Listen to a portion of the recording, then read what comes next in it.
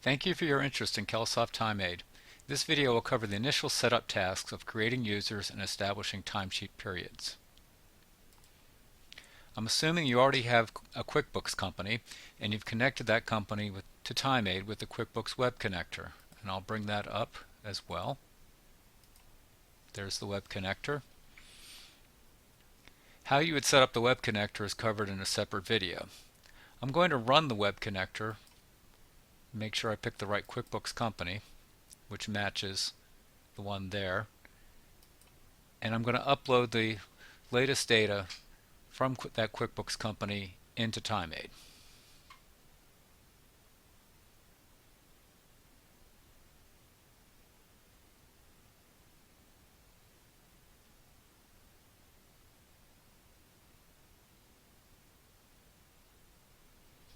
With that done,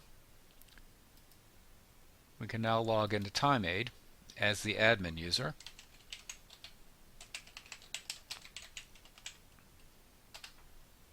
First, we're going to create a timesheet period definition.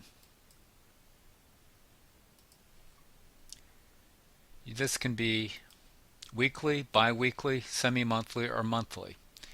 You can create as many different definitions as you need. For instance, you may want to have your employees on a weekly cycle and your subcontractors on a monthly cycle. But for this example, I'm just going to go ahead and create weekly for both.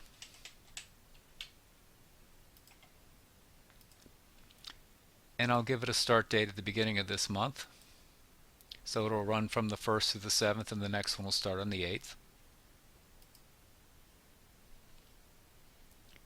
Next, we're going to identify which of the vendors uploaded from QuickBooks is a subcontractor on the Define Subcontractors page. I just have two vendors in this example company, and I'm going to pick Kelsoft as a subcontractor. Click the Assign button, and that's completed. We'll go back to the timesheet period definition we created and verify that it's been assigned to the employees and subcontractors. So we need to pick all the employees and assign it to that timesheet period definition. The last thing we'll do here is to assign user logins to our employees and subcontractors. Our first user is going to be for Jane Smith, and we'll pick her from this list, create a password,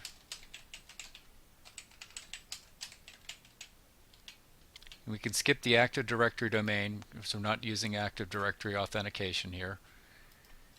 And we'll give Jane an email address and all the privileges to run TimeAid. And she's an administrator, so she won't need the admin account to log in and do this stuff that we're doing here right now.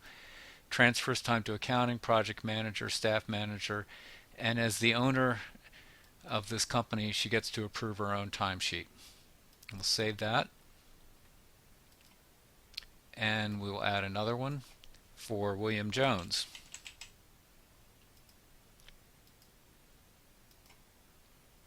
And William Jones is not going to have any special privileges. He will just be entering time. No need to review timesheets or anything else.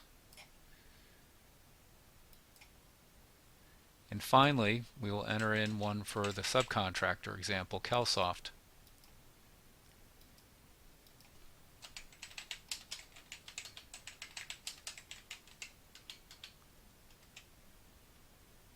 Give it a demo email address.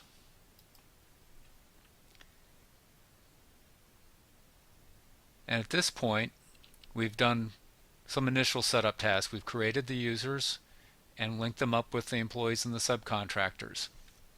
The next video will cover charge categories, projects, and timesheet charges, and complete the initial setup.